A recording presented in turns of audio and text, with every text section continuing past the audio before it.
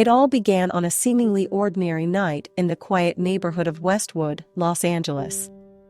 March 14, 2024, marked the start of what would become one of the most chilling murder cases in recent history.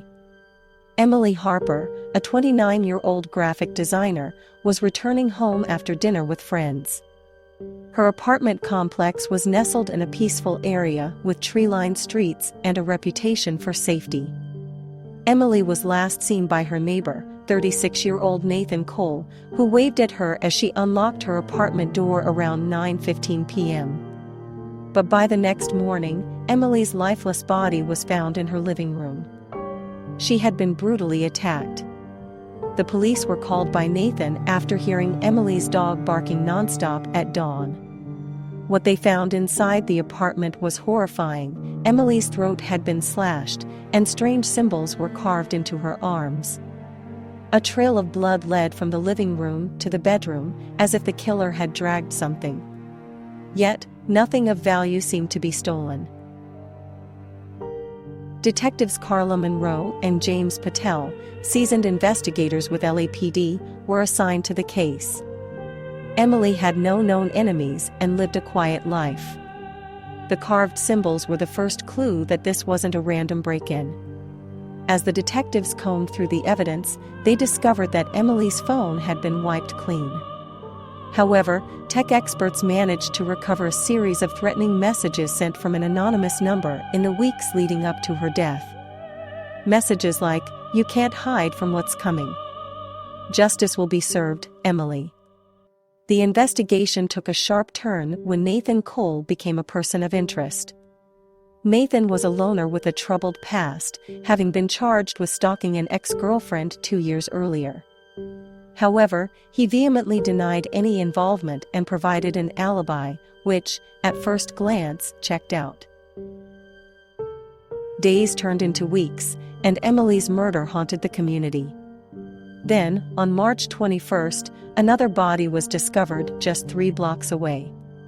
This time, it was 24-year-old college student Adam Rivera. Like Emily, he was found in his apartment, throat slashed, and the same symbols carved into his skin. The media dubbed the perpetrator the Westwood Stalker, and panic gripped the neighborhood. Detective Monroe noticed a chilling pattern. Both victims were found in their locked apartments, and there was no sign of forced entry. The killer seemed to know his way inside. Forensic experts discovered a single strand of hair at both crime scenes. DNA analysis revealed it belonged to the same person but didn't match anyone in the national database. Meanwhile, Monroe and Patel focused on the symbols carved into the victims. A criminologist identified them as ancient runes, historically used in rituals to ward off spirits or summon them. The detectives turned to Emily's recovered messages.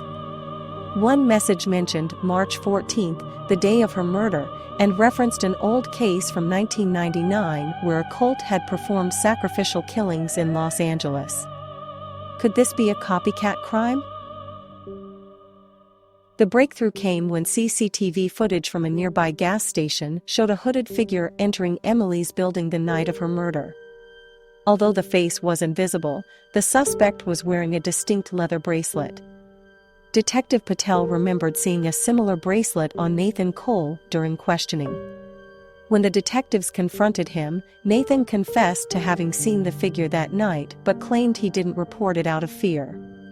He also provided a chilling detail. He had heard chanting coming from Emily's apartment but thought it was a recording. On April 3, police arrested 42-year-old Greg Dawson, a former professor of anthropology who had been fired for teaching unauthorized occult practices. Greg had recently moved to Westwood under a false identity.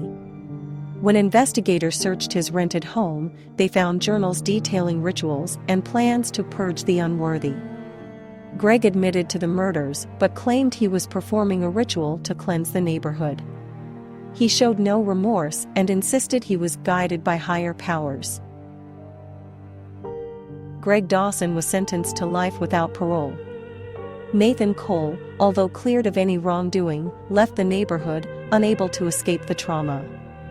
Emily Harper and Adam Rivera's families received a flood of condolences, but the scars left by their loss could never truly heal.